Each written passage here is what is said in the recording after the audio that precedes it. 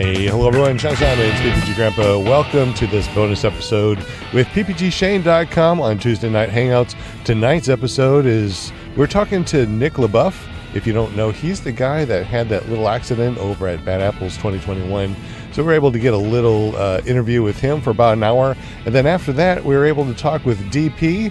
DP is a amputee that actually took his very first flight over at One Up Adventures, and we're going to do an interview with him. So kick back and relax and enjoy the bonus episode. This is episode 19 with PPGShane.com.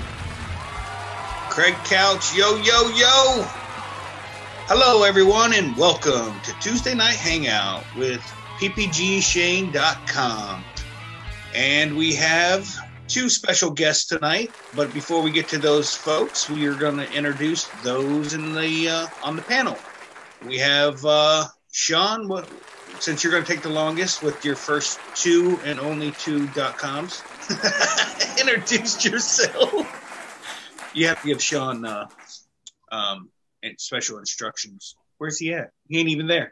That's what I get for not having that window up. How about Flying Flamingo Jade? Tell us about your t-shirts, all the information, all that good stuff.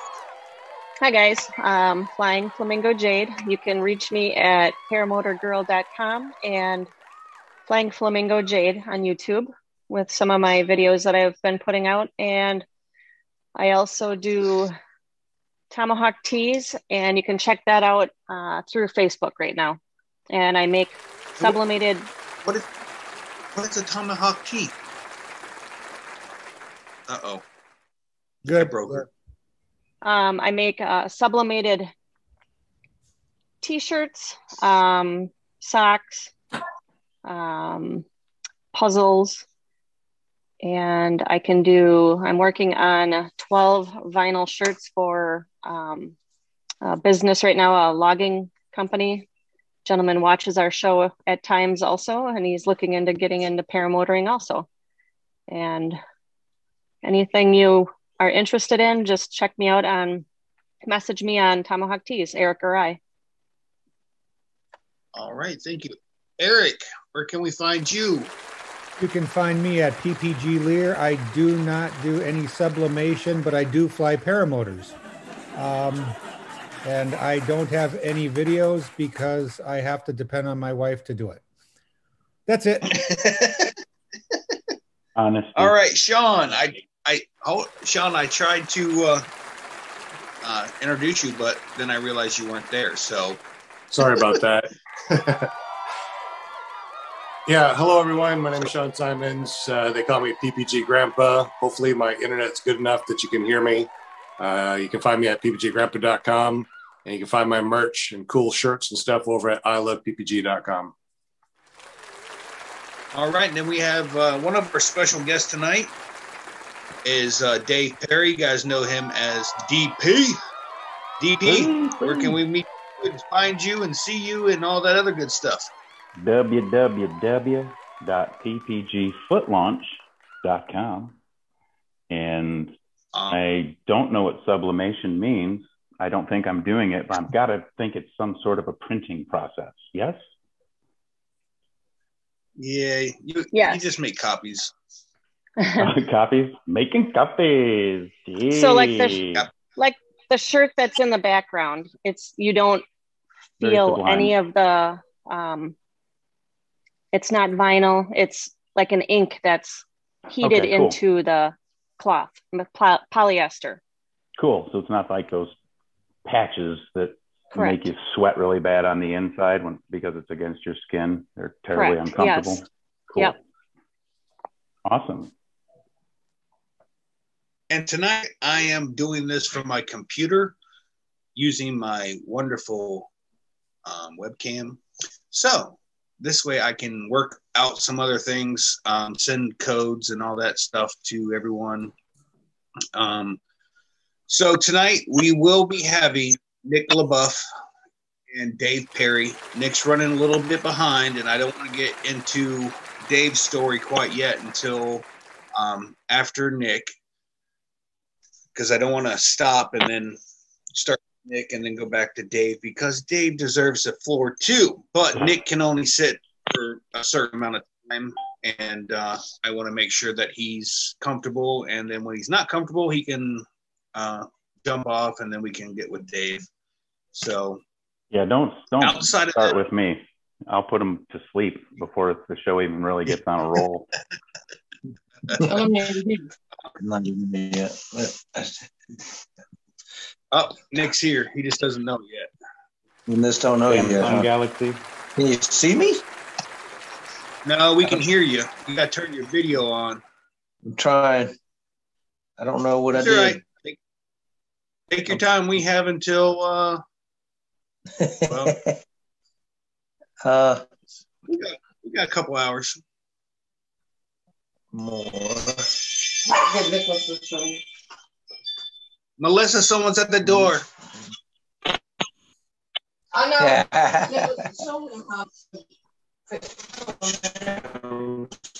At Bad Apples, it was awesome. My phone would go off because somebody was at the door or whatever. And Melissa would be like, someone's at my door. I'm like, no, that's my door. And then she's like, okay. Then hers would go off, and I'd be like, someone's at my door. She's like, no, that's my door. So we played that the entire time. There we go. There you go. Oh, yeah. What's up? What's up? All right. How's it going, brother? Better than yesterday. Better every day, right? Hey, guys. Hey. Hi, Hi, Melissa. Hey, No, Melissa. Good to see you guys. I'm Nurse Melissa.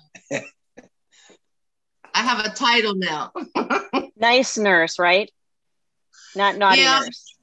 Not Nurse Well- Ratched. I think I saw that video before. What about online? I'm trying to go on my computer where I can see it on the computer. Where is it going to say going on live on that? Or I went on ppgshane.com.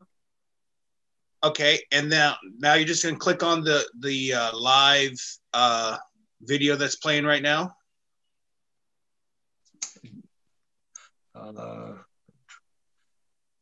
Hit the refresh page, and it'll if you already had it pulled up, it may not. There we go. I'm talking on the computer now. All right, I'm gonna make sure it's on mute. All right, we good on that. Okay. Because if not, we'll get an echo. Yeah, and just remember our Zoom chat happens, and then you'll see it happen on the YouTube channel. So if there's you want a little to bit of a delay. stay with the current conversations, keep your Zoom screen up, but you can position it so that you can still see the chat from the YouTube channel. Right. All right. So Nick is in the house. Nick, thank you very much for coming on tonight. For those, I'm sure everybody in the chat knows Nick, and everybody knows Nick had a little bit of an accident at Bad Apples, and we're going to talk about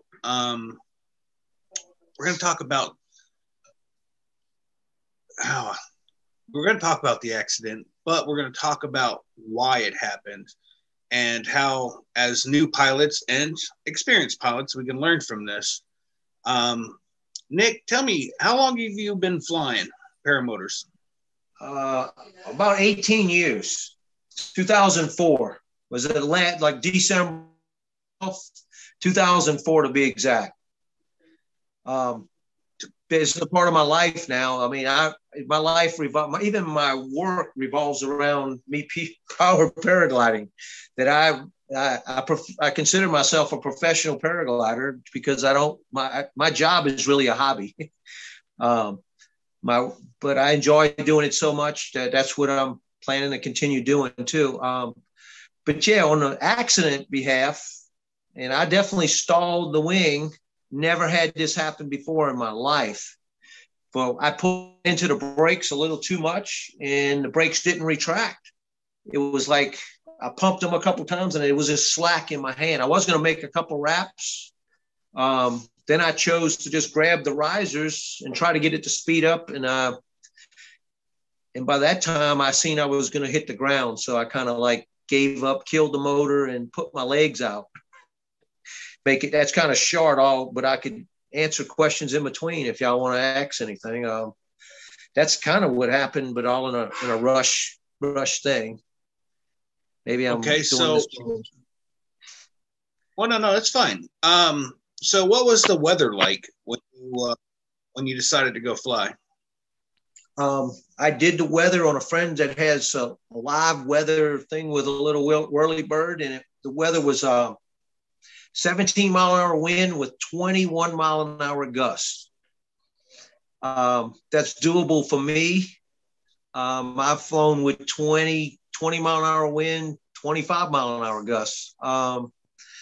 With the right wing, you kind of this, I got different wings for different conditions. I have a little faster wing than actually what I was flying.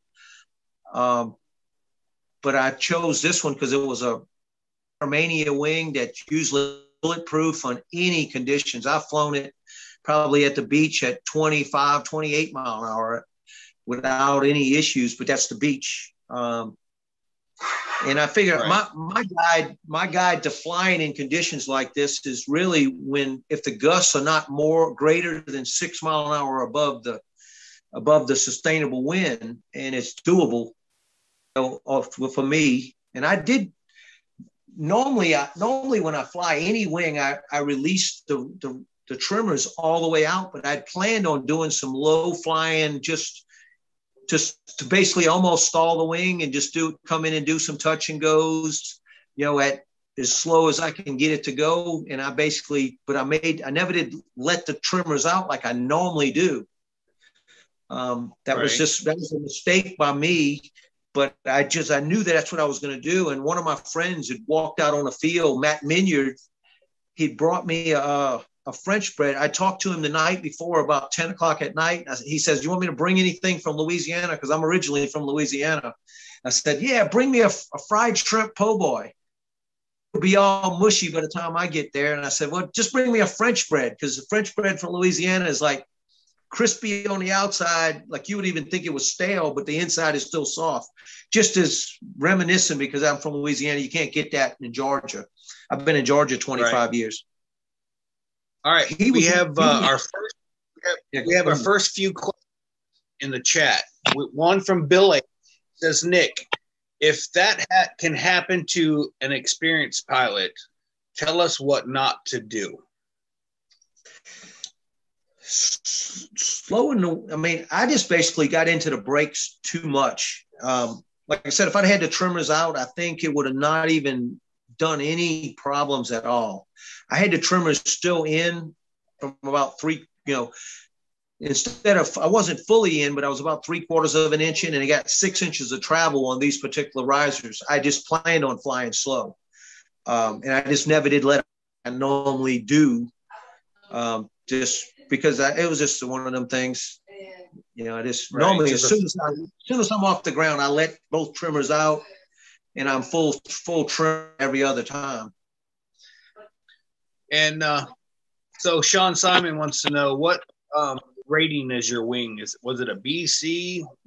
It's a full Revo 3. It's a rating of B. It's a B wing. It's still a B wing. It's not an A wing at all. But they're putting beginners. Some beginners, they were trying to. I got that as a secondary. I traded a GTR that is more of a BC wing, but just as a different wing, and it was a little smaller than the wing that I traded it for. I had a 25 meter GTR, and I traded it for a 23 Revo 3, and it was just one of my grab wings. I mean, it should handle a 43 mile an hour wing. Should be able to handle the speed. I mean, I could penetrate with 25, 30 mile an hour winds. I still could penetrate with it with full trimmers out. Right. All right. So the next question we have from JR Paramotors. I know the answer to this, but do you plan on flying strike for a bit? I know we haven't talked about that yet, but I'm definitely going to fly. It's not that. It's just I made some promises that I have other goals in life right now to walk, and I want to take care of them. I got a new grandbaby coming in a few weeks, and I promised my kids and my daughter that I wouldn't be, that won't be my first goal. You know, I got to walk before I could run, and definitely gonna do that. I gave promises that I wouldn't try to run off and run into the air like I've been doing for a while. My son flies. He doesn't fly, but I did promise him that I wouldn't be the main goal. Right. I know at Bad Apples you were planning on buying trike before your accident. So I know the trike flying is in your in the future for you. I plan on purchasing a tandem trike at the fly-in. It was there at the fly-in for me to start doing tandems. And I planned on flying my baby and flying my kids, you know, eventually. Right. This was kind of like a freak accident. You never plan, you never know what can happen, and you don't know how. No matter how strong you are or how good you are, you never know what can happen. I know that. It right. Definitely brings you down pretty quick. Yeah, Kobe Cox put in the chat. He's been praying for you and your family, and I was the resurgence dude. I live in Macon. I know him. I know him. I met him there. Is he in? Little fella. So people are commenting or asking questions in written somewhere. Yeah, it's on the YouTube. Yeah, there's a live chat. Oh, I see it. Underneath so they ask the questions in the chat, and then they get sent over to me, and then I ask you, if that way you don't have to look at the chat. And okay, I see it now. I see. I'm not hip to all this technology stuff. This is pretty cool. I just looking to see who's on there is what I'm trying to see. But yeah. So you click those little 3 buttons in the right-hand corner at the top of the chat box, Nick, it'll show you. You can choose participants, and that'll show you everybody that's in the chat right now. I'm not going to. It's on my phone on the chat, so I'm not going to fool with it. Like I said, I don't want to mess something up right now. And that's Dave Perry. Right, that's talking. Yes, that's DP. Yep, that's DP. He's our next guest. He lost his leg just below the knee, correct, Dave? Yes, sir. And he just went to school and became a very new paramotor pilot. And he's going to be our next guest. We're going to talk to him about his experience and everything with going to class, his first flights, solo, and all that good stuff. So I'm looking forward to that because I've got so many questions for Dave. Oh, so many. Yeah. Nick, I definitely feel you when you say, kind of first and foremost, your first order of business is to walk. Right. It's amazing how important that is, isn't it? Yes, it is. Don't need to jog, don't need to run, just need to walk. Right. I had other goals that are already passed beyond. It may not be something to talk about on here, but I had other goals to get to, and I've just overcome them. But yes, to walk is the first thing, and then that's the best thing. But I mean, this was definitely a life changing. I mean, some people could say, "Oh, I'm out and I'm done with this," but like I said, I can't say that priority is flying. But I can't just say it because this is like a family to me. I mean, just to go to fly-ins, even if I never fly again in my life, I'm going to go to every fly-in I possibly can go to. Shane and we have a bunch of guys that we all hang out, and that's the most reason I go to the fly-ins. I mean, flying, it's not here, watch what I can do, but it's really, you just say, you go out and just hang out with people. I say this is, it might sound kind of weird. This is not even a hobby or a sport, and I hope you don't think of that. It's not a hobby. It's not a sport. It's my own little way of saying this, but it's really a mental affliction that we all have. No matter if we were in California, Arizona, or if we were in France or in Germany, you could hang out. Or if we were Democrats or Republicans, but we fly, you would talk the same talk. no matter, I went all out of the Continental Divide and hung out with a bunch of guys in California and Arizona. Like, it was like we knew them for our whole lives. It's something so cool that I've never had anything like this in my life. I've done martial arts for 20 years. I've rode motorcycles for 20 years. I've done everything out there. I've never had brotherhood like we do with this. And I mean, I can tell you, we've met each other at a fly-in. I think the very first time I met Melissa and you, actually, Nick, it was at Dave Purden's, and Melissa came up with Pam's pretty much get well soon banner thing for her cancer that she had. I explained to Melissa about my son's cancer, and then I think it was 2 days or a day before the flying was over, I cracked my exhaust, and you guys were sitting there, and I came over and I was talking to you. That was the very first time that I actually had a conversation with you. And then after that, you haven't been able to get rid of me, huh? Every fly-in, we're together, and we just, Nick is just a hell of a guy. I mean, if you have a problem, for example, I showed up at Bad Apples, and within my first flight or two, my brake line sheathing came undone because of something on my gear. And Nick jumped right in, gave me some line, put me back in the air another time. And why? Because that's what he does, and that's the kind of person that he is. And yep, I love that. I do. I carry a bunch of stuff. It's not even for me. It's mostly time for other people, just where I know I'm going to have needs anything. I've been, like I said, this is like a brotherhood, a family that I can't do without. And I'm going to let y'all do the thing. I'm just going to sit back and watch. If y'all want to, unless y'all have questions or somebody has a question of. Oh, there's a few questions. Okay. Question, a reserve wouldn't have helped. Too low? Question mark. Yeah, you were way too low. That, I don't even think your reserve would have ever even got to the end of the line before you were at the end of the line.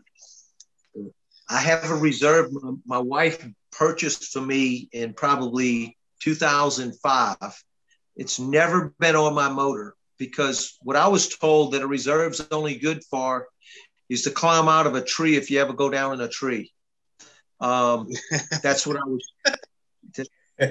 That's so I've never even put it on a motor. It's brand new. It's never been out of the pack. It's probably out. It's definitely out of date now.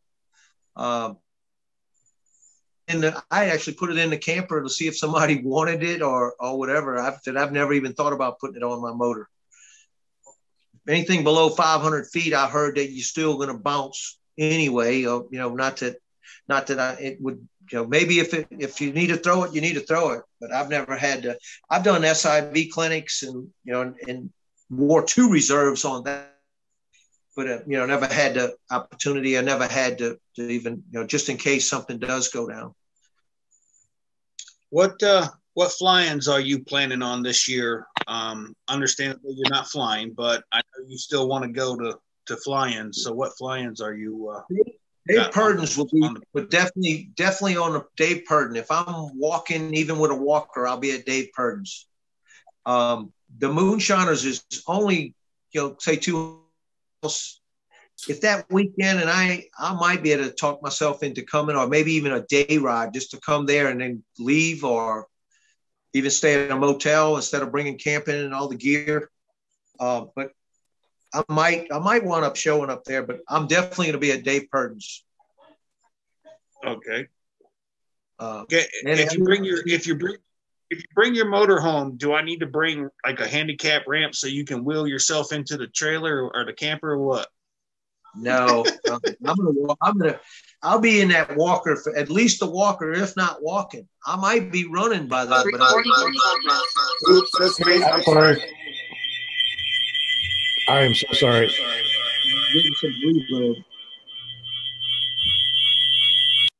That's not me. I just tripped. But yeah, Dave, but it's a possibility that the moonshiners, if it just winds up that I'm a little too bored with the grandbaby, Right. I might be able to steal my grandbaby and make a day trip and be at honors, matter of fact. But I can't promise that right now. Still a little early. Have you started physical therapy yet, Nick? Yes, I personally been doing physical therapy since 3 days after surgery.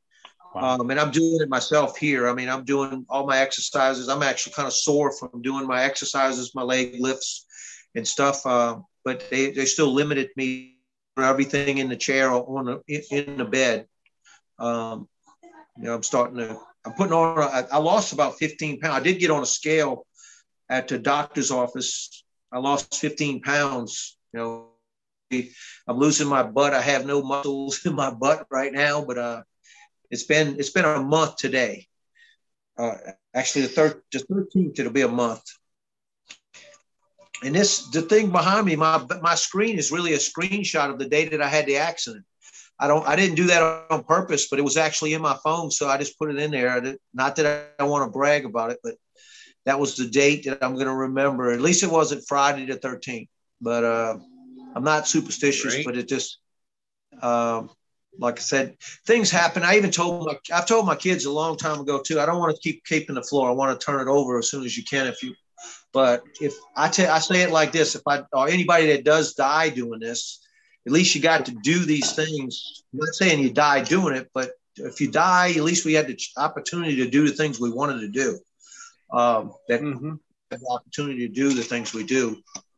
And that's kind of been my philosophy of life for the last 15 years. Really, the first 8 years, I didn't know. I thought I could fly. In the last 8 to 10 years, I know that I can fly. Over training, I went and got some advanced training about 10 years ago, and it gave me just a step above where I was before that. Nick, can we show the video or no? I just literally, I'm getting questions that don't make sense. I mean, would make sense. Yeah. I wouldn't have to ask the questions if they seen the video. Right. And I'll narrate as we go. Okay. Jade, any chance you could pull that up here in a second?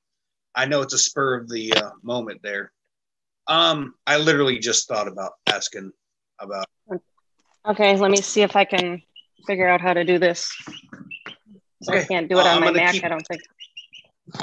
All right, I'm going to keep asking questions for Nick because I got a few, and we'll go from there. So, Nick, at these fly-ins, when you're parked next to Never Trust a Skinny Chef Shane, how's the cooking over there? I think I put on a couple pounds every fly-in. I leave there like, damn, I got to get a bigger wing or something like that. Or maybe it makes me a little faster on my wings that I have. Yeah, right. I have 5 wings. Or actually, at the fly-in, one of the guys that I let demo a wing, one of my other new wings, he wound up taking it when he left the fly-in. So but now instead of 6 wings, I got 5 wings still. What paramotor were you flying, and what condition was it in after your fall? It was an air conception, we call it an air confraction because I put a Moster 185 with a 3-bladed prop on it. I sell and make these plates that you convert. You could actually bolt a new Moster motor onto an air conception in about 20 minutes, have a Moster on it, and do away with a little 200, they call a 200. And it's such a better, so much more motor than the nitro. I've been flying air conceptions. If you just, I don't mean to steer you off. I've had the 130s for the last 10 years.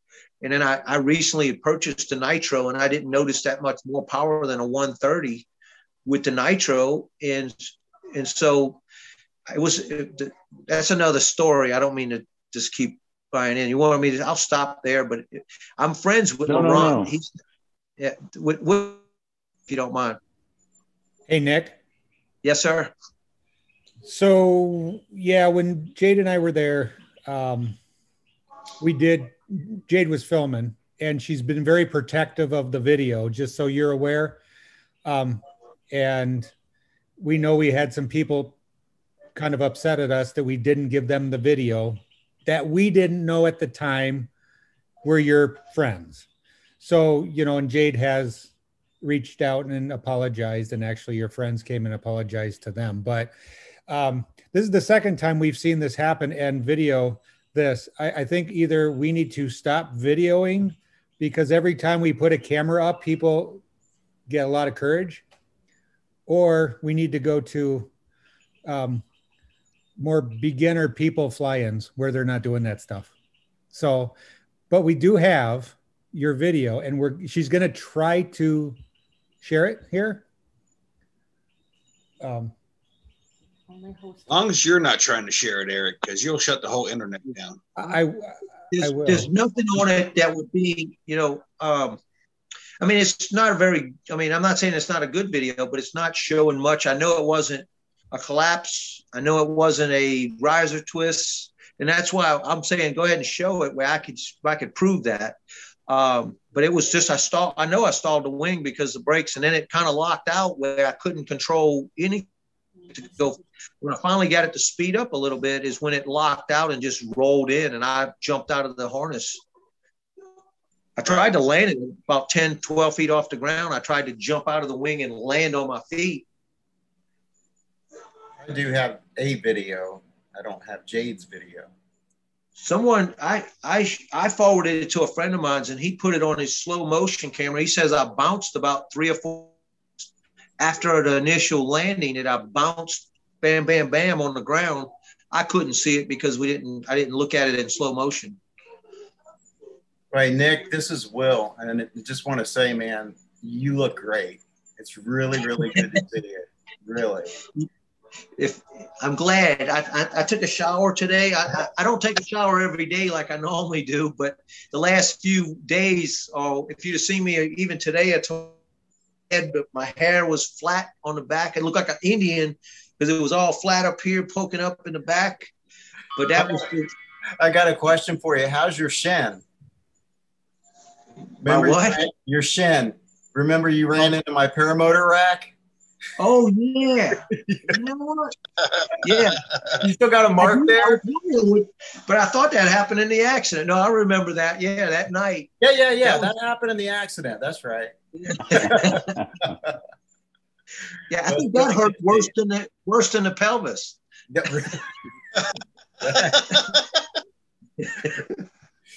that was all right. So it was pitch dark.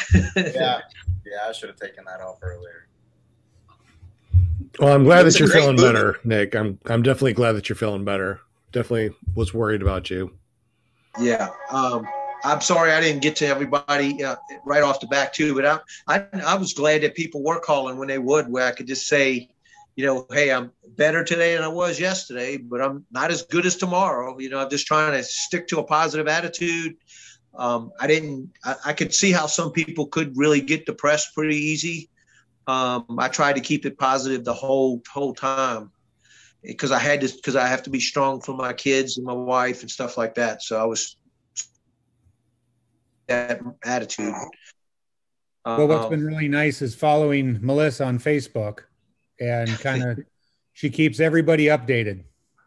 Yeah, she's not a real blogger, but I tell you, and I really appreciate the thing about didn't expect that either, but we haven't got any money off of it yet, but I did. There's a lot of people came up forward. I do appreciate that. I want to say I really appreciate that. That's going to make it where I'm really not going to struggle too much to pay the bills for the next couple months. And I think after the recovery, I should be hopefully back in a month or two or something, hopefully. Yeah, and you're talking about the GoFundMe account, and Jade has been putting that into the chat. So if you guys are looking for the GoFundMe link, Jade has that in the chat in a few places, so you guys can go there. Eric, friend of Let today. I'm sorry. Let Jade know I changed the settings. We're good now. Eric, let her know that I changed the settings. She can share that video. Sorry. All right, gotcha. Crap. Yeah, and Go ahead. You're looking good, Nick. Thank you.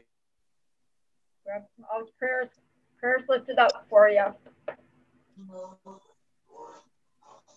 Yeah, you certainly have a lot of people in your corner, Nick. Yep. Her Great. family. Her family. Yep, it's family out there. That, Oh, like I said, look at those two. real family. Yep. All right, here we go. All right, Nick, can you see the screen? It's a 23 and he wants yours to be 20 and he was like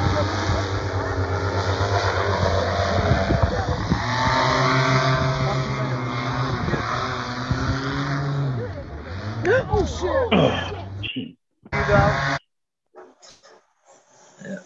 Yeah. I knew it right when I turned, and that damn brakes would not retract.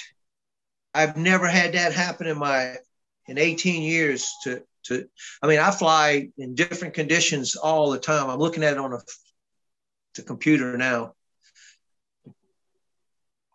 So was that a mechanical failure? Yeah, I did. No, I wouldn't say it was a mechanical failure. The mechanics of the brakes is what I was referring to. Right. I'd had the wing, like I said, my trimmers was set in a slow setting, which slows the wing down as much as that wing is possible to slow down. And then when I got into the brakes, just there's a happy medium where, because normally that wing has a lot of pressure.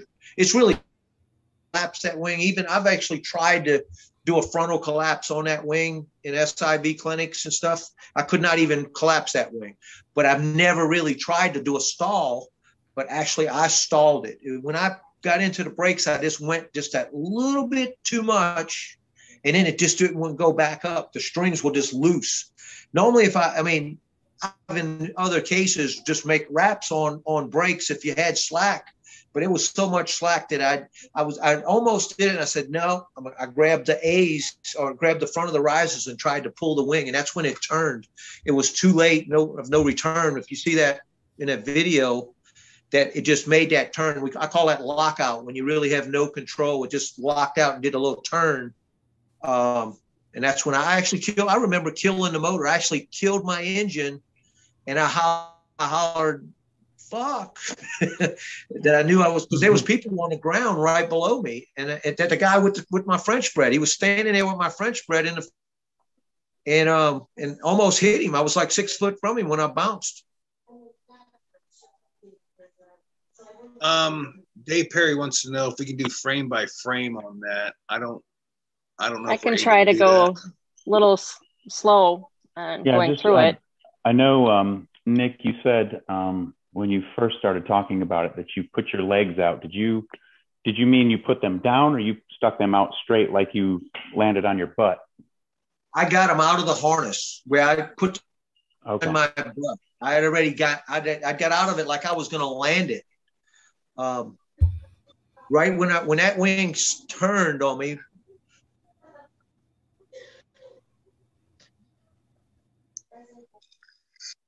Now, right there, you're going downwind and you're turning back. And when you face back towards the camera, you're going into the wind, correct? Right. That's why I couldn't believe that. But right there, when I turn a little bit further, go to the next thing. When I turn is when the brakes did not, you can look at the back of the wing. I pulled too much brakes. And right there is when the brakes went slack. And then as it's coming down forward, you could probably maybe see my hands come forward, and I grabbed the risers.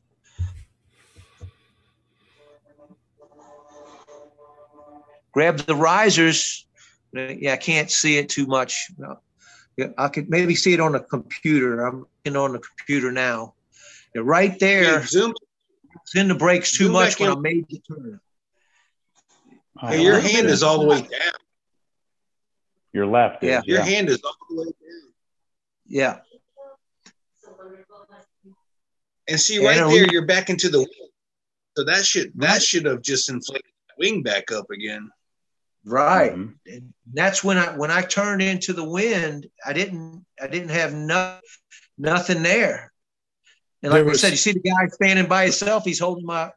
Yes, yeah. I'm looking at it on the computer. There was something right there in that area. Everybody that tried to launch there, I dropped. There's like some serious downdraft right there. That lake. The whole, that right there in that area was really wonky the entire time over at Bad Apples. Well, Sean, you were lucky to have the height that you had at that one time. You see me wave my left hand. I pumped it with one side, and it just come back. Yeah, you can see it right there. I pumped it once. I pumped them. I had a little collapse on the right. Yeah. And right there, there's nothing there now. Right. That right there is just you. So probably go just another couple frames, Jade. Yeah. And you're still in your seat right now, but they're right here. You're going to be coming out of your seat. Man. Yep.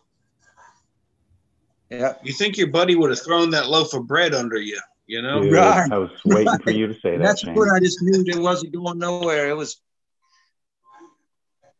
God. Do they want to go any further? No, keep going. Yeah, keep.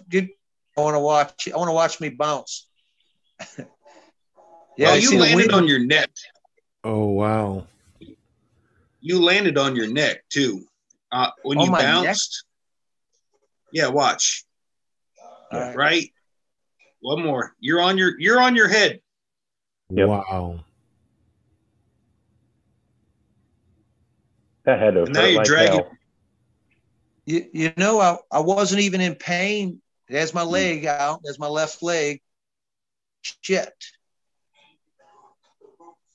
Did you have any damage to your ankles or your legs, or was it just your pelvis? Just my pelvis. No back injury, no ankle, no. My nose, I did have a bloody nose when I was, damn, look at that shit. That's because you're still on your head. Yeah. That's a drop flying off back there.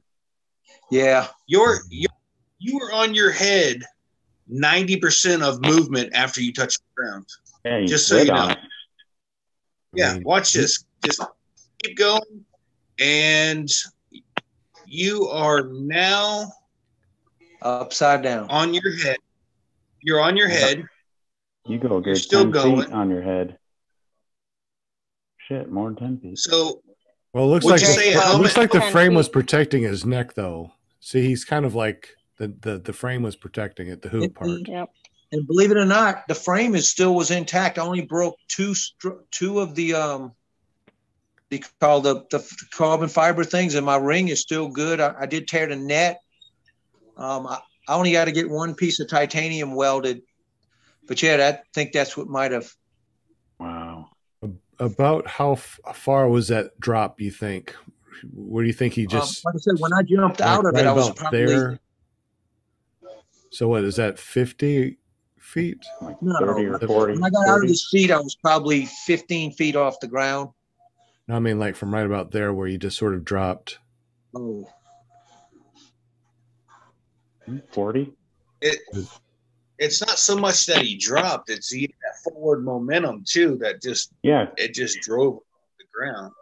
Because it looks like your wing is surging right there. Right, that's a shallow angle. I was hoping it would surge and go forward, but I was just coming down. Oh my goodness! Lucky to have you with us, Nick. Yes, yeah. definitely. Yeah, I could see it, So, see it really good on my computer. I got a 32-inch screen. I could see it really good. But yeah, it definitely puts it in a different aspect. But I didn't have any. My blood pressure was even 120/80. I started meditating to try to keep calm and have an internal bleeding of anything, because I I was on site of an accident in Arizona when a guy died, and I kept him. Did an analysis of him, but Right. Thank God for shock, right? yeah. But yeah, I said something earlier about that must have hurt, but then I thought about the fact that I sat up from my motorcycle accident and my leg was exploded and I didn't feel a thing. So thank goodness for shock. yeah, but I didn't. I was talking. I even took I didn't let him cut any clothes off. I took my cell phone off that was on a harness. I took my sweatshirt off, shirt off, pants off. I didn't let him cut my pants off. I unbuttoned it and pulled my pants off before I left the field. And the motor. I didn't let him cut my harness of my motor. And I was talking to him the whole time. When they turned me over, I did a couple curse words, and I said, "No, you got to turn me back on my." I'd laid down where I was on my side, like on my right side, and when they tried to put me on the board, I said, "You can't. I got to roll me back." They put a line in line and put me gave me some fentanyl and then rolled me back over, and after that, I was on my way. Oh, Nick, I have a question for you. Okay. Do you have a friend that is a helicopter pilot or a retired pilot that was there? Yes. Joe Rinke. Did you call him on the flight and say you finally got your helicopter flight? Yeah. It wasn't that. I texted him and told him I'll be doing a flyby. Watch for us doing a flyby. As soon as I got in the helicopter, I was talking to the pilot, and I said, "You don't mind doing a flyby for me?" And he asked where I was at. I said, "Oh, 1 mile southwest of the Jimmy Carter Airport." And he says, "Oh." He looked up, and I said, he said, "It don't seem like it shouldn't be a problem." I said, "Just look for a field with a bunch of campers." And then actually I looked through the windshield. I couldn't see out the side glass at the time, but I could see out the front windshield. And actually I could see the field with all the campers. And I said, "There it is to your 11 o'clock. I was talking to him. They didn't have me strapped down or anything. I had a loose hand. I had my cell phone in my hand. I was trying, but I couldn't see the way that the two doors closed by my head. I was not able to look out the window. I couldn't get up, but I could see. But I told him, "Give me a wave." So he waved. He actually rocked the helicopter once and twice, and then he just took off. But he hovered there for just a minute. And then we went on to that helicopter ride cost me $58,000. Wow. Well, yeah, he was over by us and told us that you were in good spirits even on the ride. So we were a little bit more relieved hearing that. And I know I was standing with Will, and I told Will, I said, "I really enjoy watching you fly that entire week and up until that point." Yep. I did. Yeah, I never like to say that.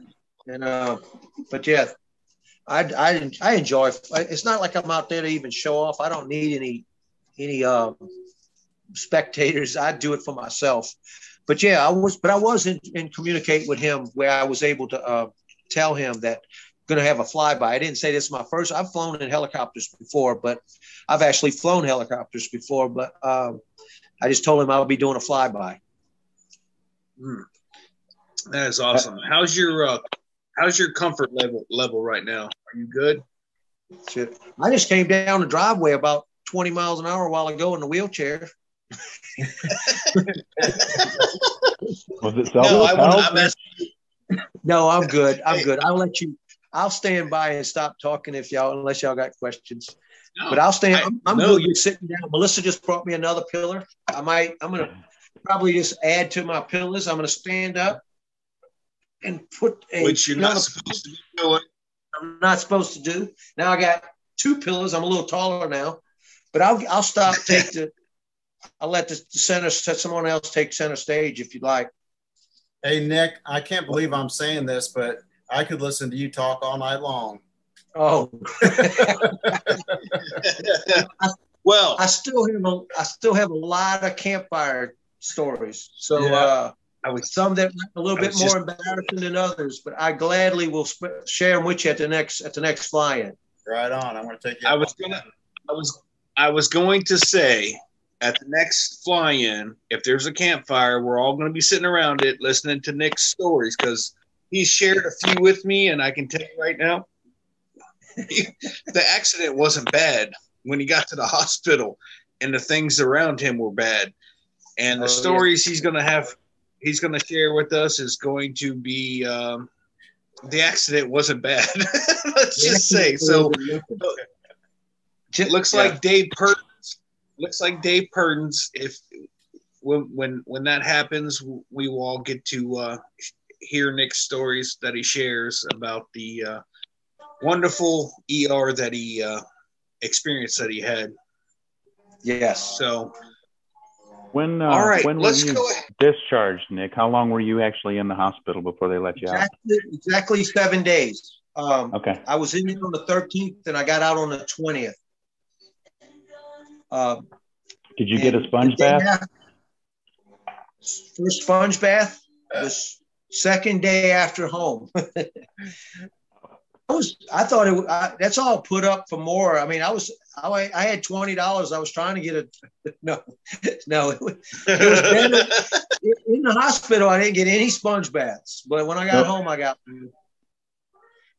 But yeah, that isn't anything. That's still not the good stories. But yeah. Maybe the after show. Yeah. So,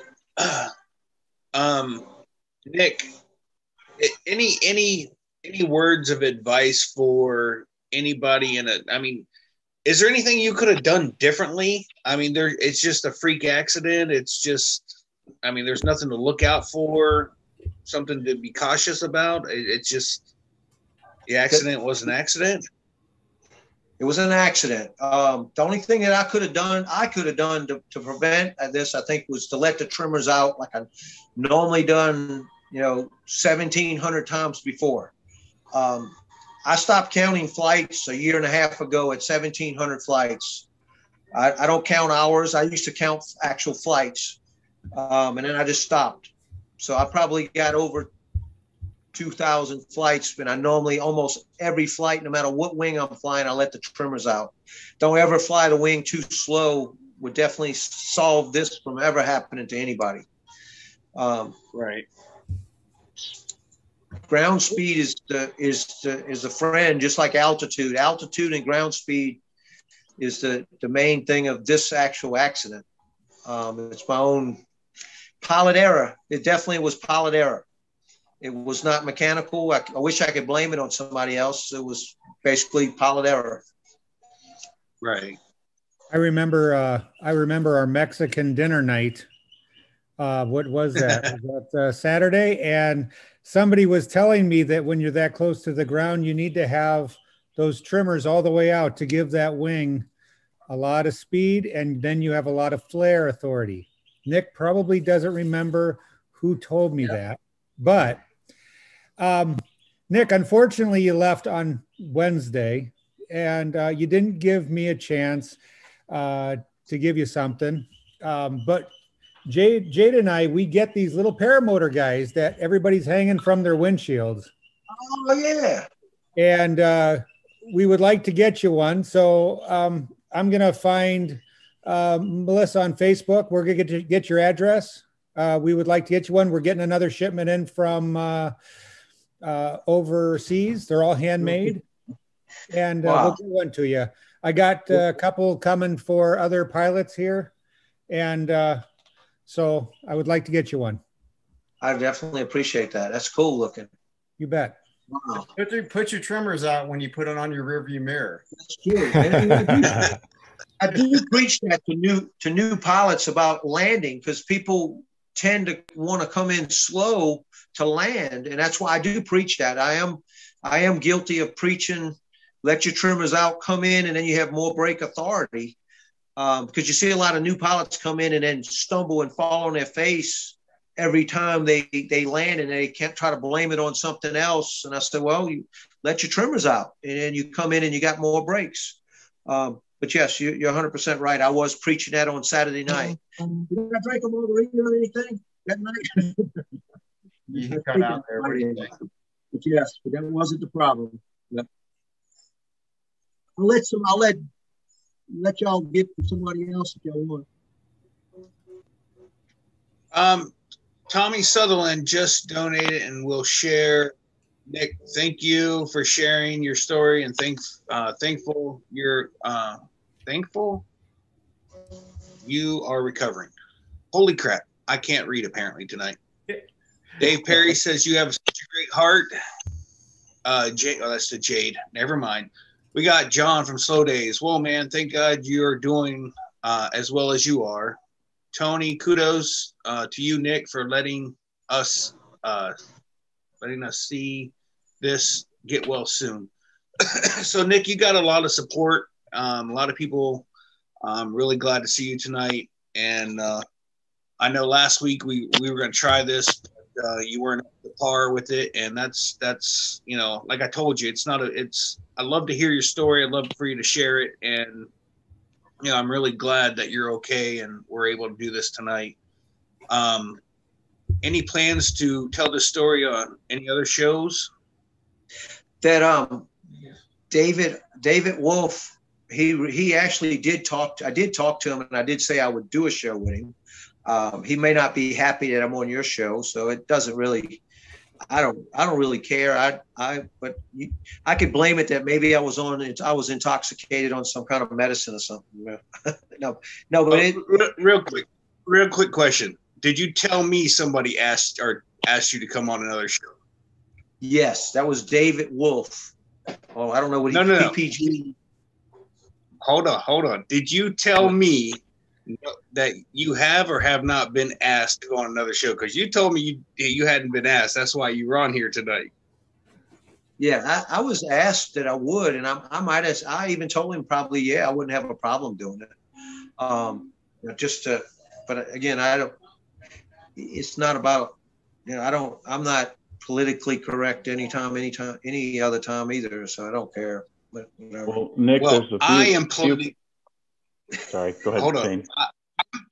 I'm politically correct, and you told me you hadn't been asked, so that's why you're on tonight. Just in case anybody gets mad at me, I went with the fact that you told me no one had asked you. So, if anybody's mad at me for this, I'm sorry. I went with what the information I had, and it is what it is. So, Dave Perry, what do you got?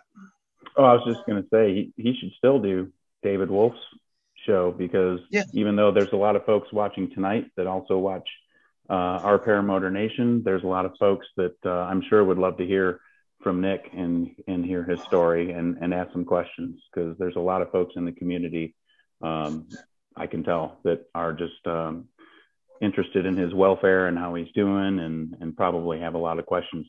Someone that's been flying for 19 years, and Nick, I just finished school on Sunday.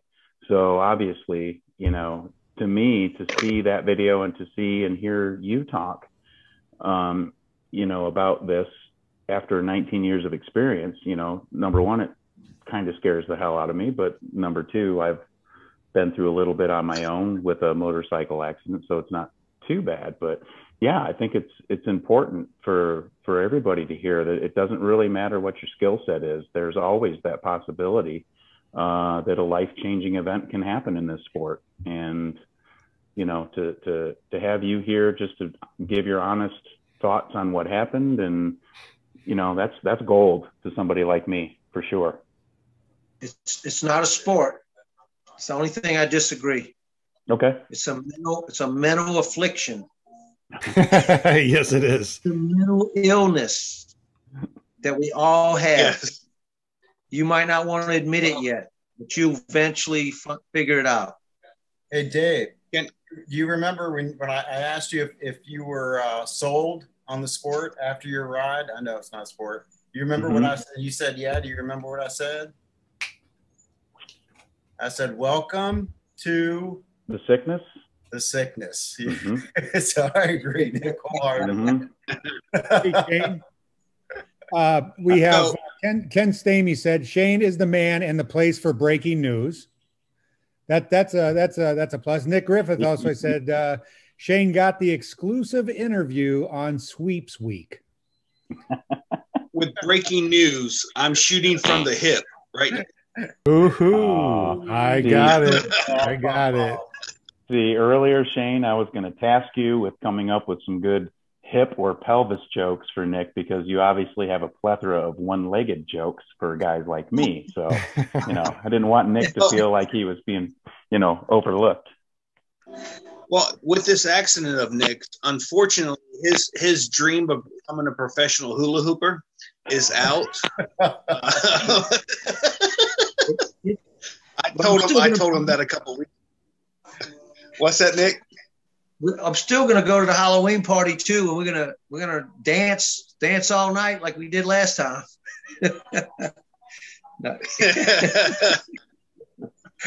Oh, all right. Nick, anything else you want to share before we move on to our next guest? No, sir. I'll be right here. I feel good. I feel okay, comfortable. I'll let you. This is my first one, so I'll sit back. And feel free, if there's a question you have for our next guest, feel free to ask it, because you're on the panel. So, or if you have any good one-legged jokes, now's the time. Okay, I got it. Is everybody listening? Now, Dave, please don't take it personally, but what do you call a one-legged hitchhiker? Or what do you tell a one-legged hitchhiker? I have no idea. Hop in. God, I knew it. Wow. Did you write that, Shane? No, but I literally was in my head going, get in, hop in. And I nailed it. It didn't take long for Nick to fit in. No. Yeah, right. Nick fits right in anywhere. Nick could be in church and, well, no, he won't fit in there. But everywhere else he will. I go to church. I mean, I talk to God all the time. I talk to God that day. I talk to God the day after. I mean, there was a lot of soul seeking. I mean, and I thank God every day. There's a lot of things. Like I said, there's a lot of things that are more priority than flying. But I'm never going to get out of the community for sure. I may never fly again. But yeah, there's a lot of stuff that is, like I said, a lot of soul seeking. Something like this kind of puts life into perspective a little bit more, doesn't it, Nick? Yes, it does. Which is why I'm now a paramotor pilot. Yeah. And why? Well, after losing my son, that's why I'm a paramotor pilot. I mean, I've always wanted to do it, but I've never had the real push to do it. And after he passed, I had to live, and I didn't feel like I was living. So putting that motor on and getting that wing above my head, guess what? That I've not felt that way since he had passed. And every time I put that motor on, it's life for me. It is a sickness. I left my wing in with four winds and had them inspect my wing when I left Bad Apples. And for 3 weeks, 3 of the longest weeks of my life, was stuck on the ground, and it started making me want to get another wing. So with all 5 wings that Nick has, it's not going to be using anytime soon. I might have to go up there and try out some new wings and make sure, 1, they don't, get too wrinkled, and 2, they get exercise, because I care about the quality and the wings that he has. And I need to find a new wing, a backup wing, if you will, because seriously, when I was grounded for 3 weeks, that was the longest 3 weeks. I did get a lot of stuff done around the house, though. You'd have told me that. I'd have gave you one. I got a couple wings that I could have gave you a wing that you could have took from the Bad Apples that you could have used. I got a 26 meter that you could have definitely flown, that you could use anytime. Yeah. It's all good. All right. Our next guest, Dave Perry, our very newest pilot in the PPG community. Dave Perry, how are you doing tonight, sir? Hello. The newest pilot. Wow. I never thought I'd hear those words. No, but it's true, correct? Yeah, it is. It's very surreal still. Yeah. So what school did you go to? I went to One Up Adventures in Lake Wales. This is where we trained this time.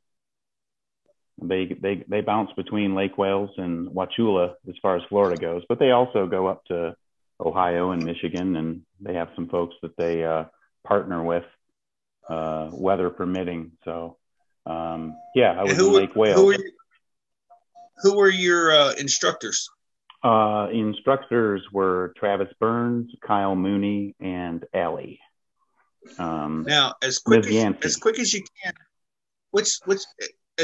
can, which is your favorite instructor? All of them. That's slow, by the way. That was really slow. Hey, you're lagging, pal. Yeah, it's not my lag. Check your internet. All right. So, first day of school. What's your expectations? What really happened? So they actually sent out a syllabus ahead of time, so I kind of knew what the progression was going to be. The first day we were actually going to take a tandem trike flight, but though the weather wasn't great for that, so we actually did that on the second day. But for the most part, your first order of business is to have a tandem flight on a trike. And it's funny because I kind of knew this was coming, because I was fortunate enough to get a tandem flight with Kyle at Bad Apples. And he said, just so you know, this is instructional, but I'm not going to have you doing a whole bunch of stuff today. But when you come and see us for training, then it is going to be a little more instructional. You're actually going to have to do something. So what he was referring to is once we get up in the air and he does a few wing overs, then he puts it into oscillation, and you have to basically learn how to pull it out of oscillation. So that was fun. And but once that is done, then the order of business is obviously dependent on the weather. You do a lot of kiting, a lot of ground school, and the first really 3 days were kiting. And it was hot and humid, and I thought I was in good shape, and learned that I'm not in, or wasn't in, good paramotor shape. And it was brutal, as they say. Very, very sweaty, lots of clothing that I went through. And lots of Advil, Tylenol combos. And fortunately, I have one of those cool pulse massage guns. I used that every single day and night. And so that's kind of how things started out, was just getting command of that wing, which was cool because I had my seed, my 14 meter, a few weeks before school. And I thought, I'm going to go out and learn how to kite first. And then when I get to school, I'll just kick everybody's ass. And that really wasn't the case, because where I was kiting, the winds weren't too favorable. So I really didn't learn a whole lot from my kiting prior to class.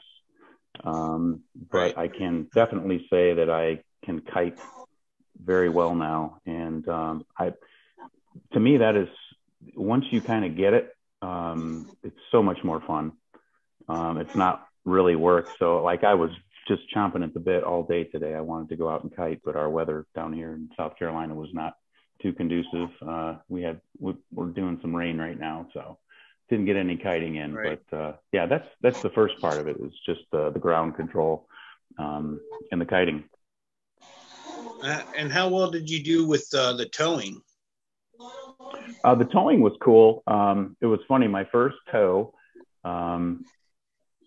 the winds picked up. We got a little bit of a crosswind, and as you all know, when you're going to land, you fix your eyes on the horizon to you find something basically to focus on rather than the ground. And the way we had it set up is we had a van that was kind of the return point for the tow. And so when I was up, I thought I was only halfway there. So I wasn't even thinking landing yet. And because the winds changed, I started to track towards the runway. So they decided to just bring me down.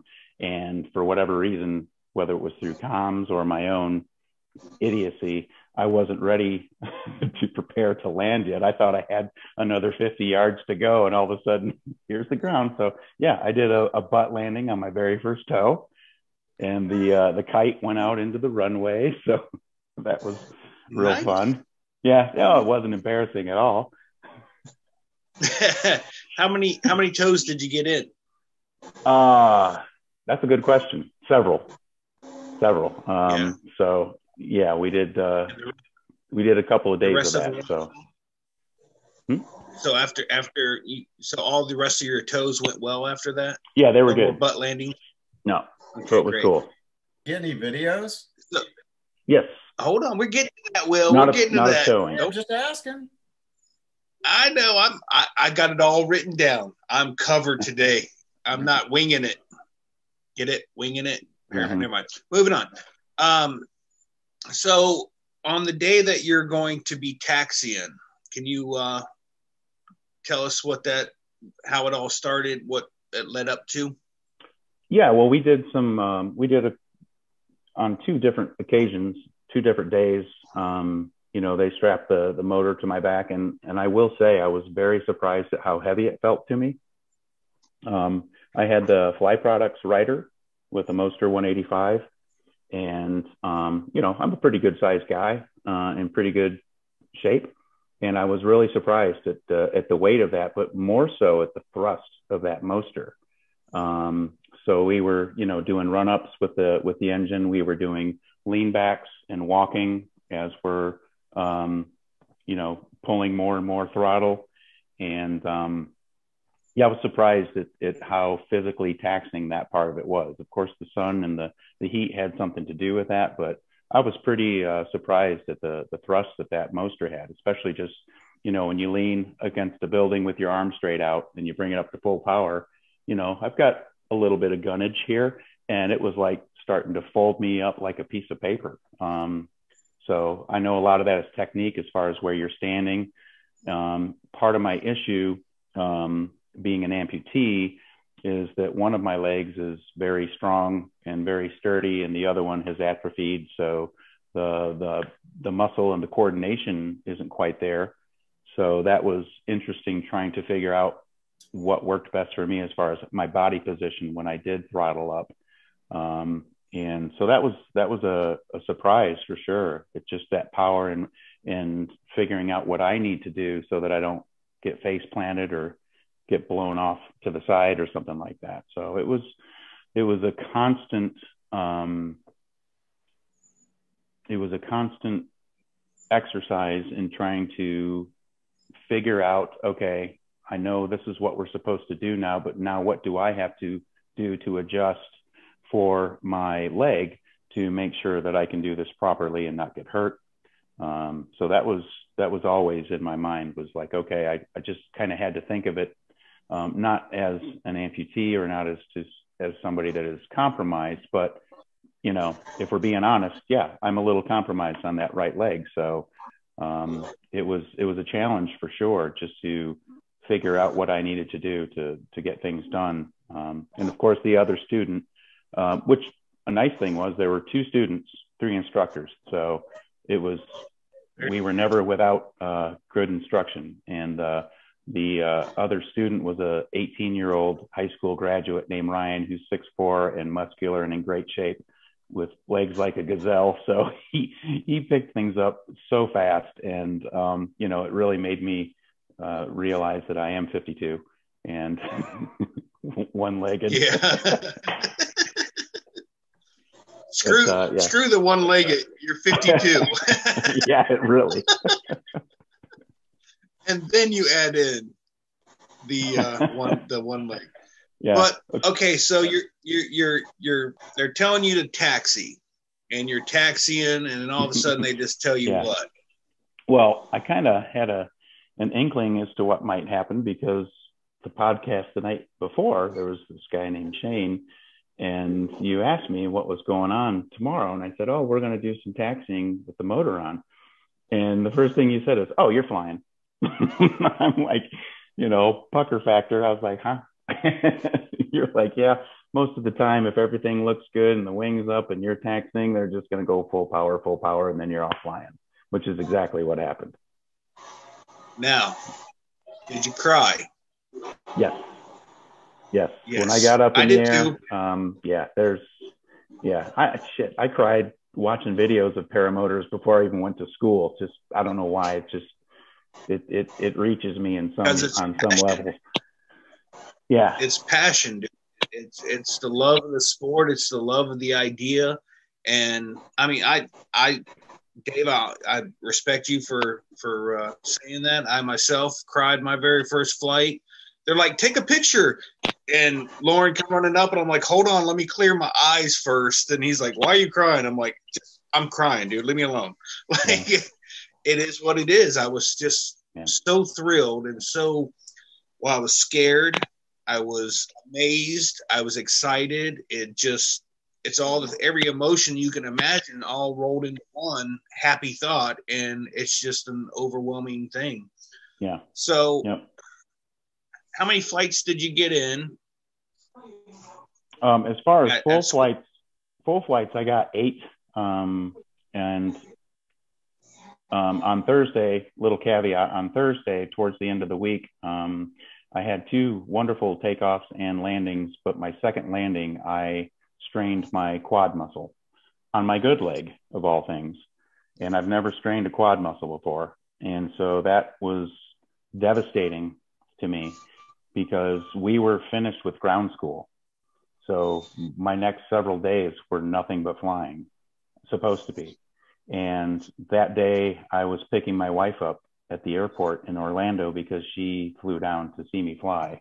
And I was absolutely devastated because, you know, I've torn through and through calf muscles on both legs several times through playing tennis. I know the feeling when you tear something. I've never torn a quad before. It's a pretty big muscle. The femoris rectus, for those who are embalmers, that's the muscle that I had some micro tears in. So I knew it was going to be a case where I need to take the next day off. I did everything that I knew to do to treat an injured muscle. But yeah, I didn't fly again. My wife did not see me physically fly. And that really, really sucked. I had enough under my belt, you know, that I know what to do. I can fly. That's not an issue. But I wanted more practice.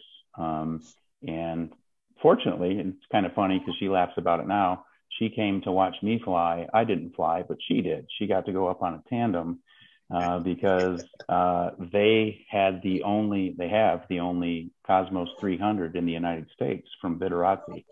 And it's on their trike. And so she was actually the first non-pilot to take a flight on the Viterazzi 300 Cosmos. And she loved it. And I cried at that too, Shane. When I saw her taking off, it just couldn't help it. Hey, I knew what she was missing. We have Kent Stamey has an observation. He says, just an observation, but looks like DP remembered his sunscreen, unlike bad apples. Yes, Kent, thank you. And I did. And the nice thing was they supplied it as well, just in case I forgot. But yeah, I'm what you would say is a fair-skinned, fair-weathered person. So I burn very easily. And yeah, bad apples, I was like a lobster. But thanks, Kent. Hey, Dave, can you screen share a flight or two with us? Yes. All right.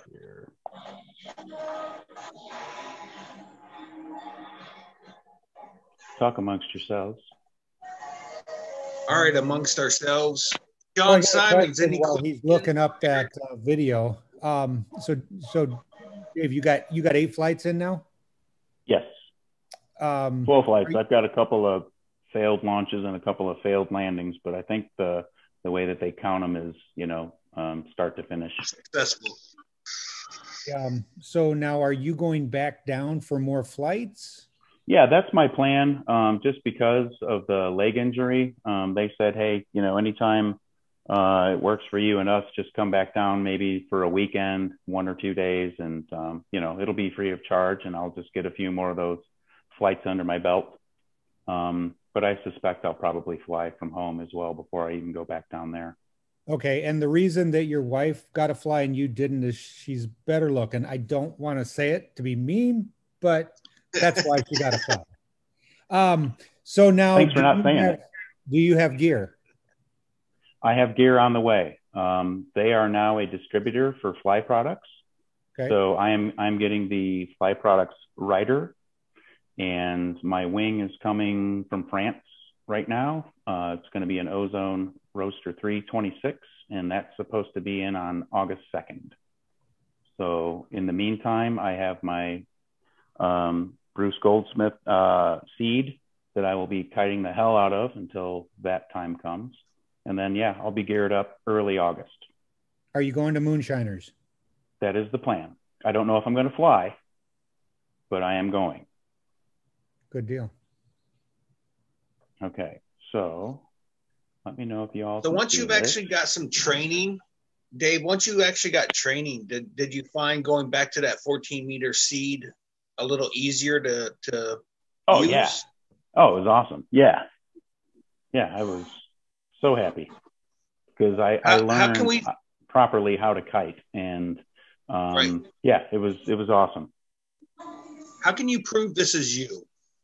You can take a look at that right leg here, and I am not with Photoshop at my convenience, so that is a real prosthetic. So is it full screen for y'all? Yes. All right. You optimized it. Yep, and you'll hear Kyle Mooney in my ear doing the comms, and here we go.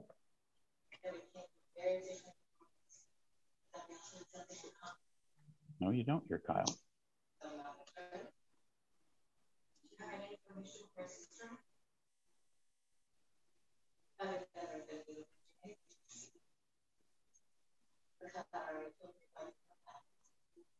And that's it.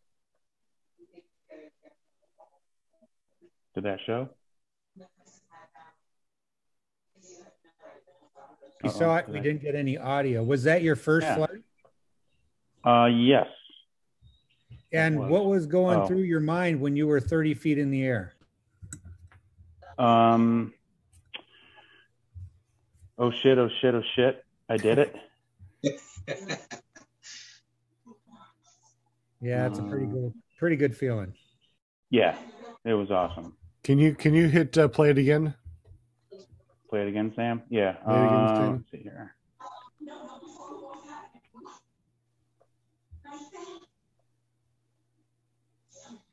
I don't know why the audio is not coming through.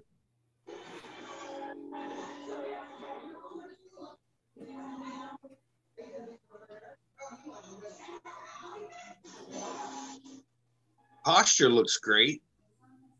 That was actually the toughest thing to get through, was because once, you probably don't know, but after I lost my leg in the accident, it was a full year and a half before I walked.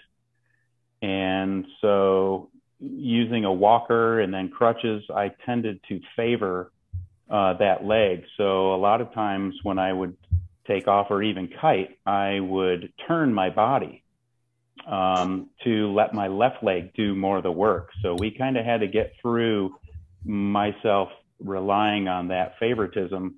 And because obviously we want to be totally parallel to our wing and have our arms out nice and wide. And I had some trouble rewiring my brain to just stay straight and move forward and not try to favor that.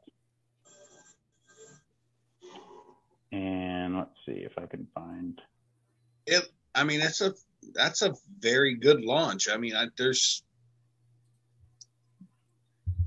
I could get. I mean, with even trying to critique it, it looks good. I think you could have maybe taken an extra step or something. Yeah. Well, you'll laugh about this. My call sign. So it went up. They give everybody a call sign, and after the towing, once I would run and get in the air, I would lift my feet up. Well, because my prosthetic leg is so much lighter than my sound leg, it would go like this. And when I landed for the first time, Allie was down at the van, and she was like, "Hey, that was great." And I said, "Yeah, I look like a damn rocket when I take off, like I'm doing a high leg kick." So my call sign is Rocket. Nice. Yeah. Gave yourself a nickname, didn't you? Yeah, I didn't mean to, but apparently I did. So let me find my first. You want to see one of my takeoff fails? Whatever you're comfortable with showing. I'll show you. We'll do I'm super glad that you're sharing this because, I mean, first of all, for anybody that's not a pilot that wants to become a pilot, seeing you do it, I mean, it's amazing. You've got an extra, what do you call it? Compromised, or what would you say? It's not a handicap. What do you call it? It's I'm handy capable. No, I know. No. You said it earlier, and it really kind of hit home with me. I was like, damn, that makes sense. Yeah, probably compromised. Yeah, you're compromised. So here's, but yet, can you all see that? Yes. Okay, so here is my landing. And this is a 30-meter Mojo Power 2 that they had me on. I had Ozone 30-meter. I don't remember what brand or what model it was, but and there's that young guy carrying around that paramotor like it's nothing. Atom 80. He's on the Atom 80. Yeah. He only weighs 185 pounds. Boop, boop, boop, boop.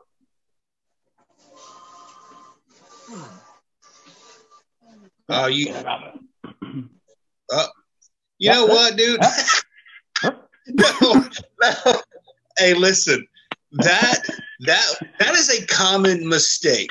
Okay, that even as a new pilot, that is for an experienced pilot, that's just a common mistake.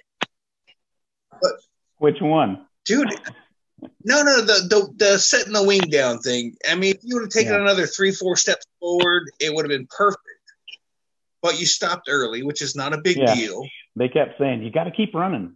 I'm always so just damn happy I'm on the ground with 2 feet that I'm like, hey! And then I'm like, no, keep running. Yeah, I did that all the time. Yeah, I wouldn't call that a fail. No, it's definitely not. No, me neither. Not at all. I didn't eat shit, so, I'm happy with it. Yeah, there you go. You didn't break any equipment and you didn't lose a leg, so everything's good. Exactly. I didn't even lose the leg that I lost.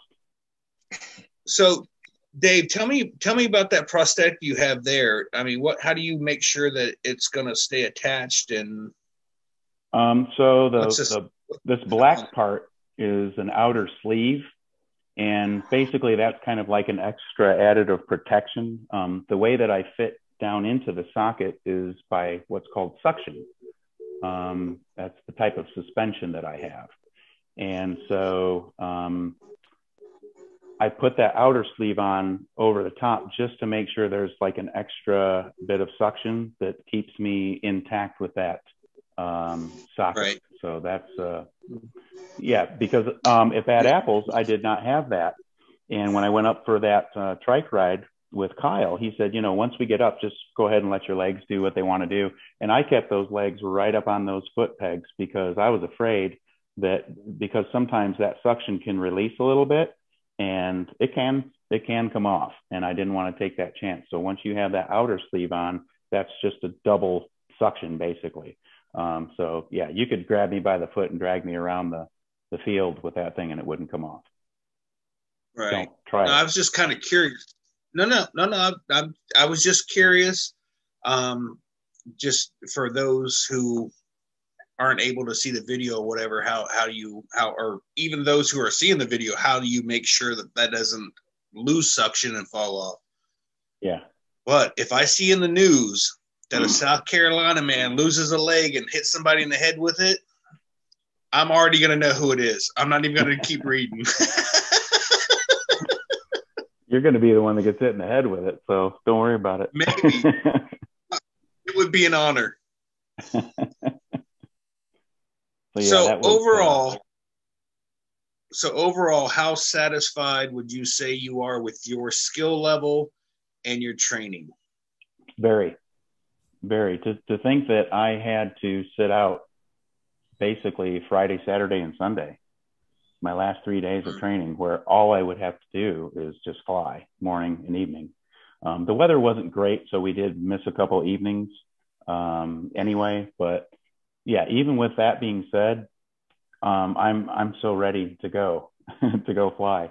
I think their training was just, they covered everything as far as I know, and I had and have confidence in flying. And yeah, a few more flights under my belt, obviously, I would be further along than where I am right now.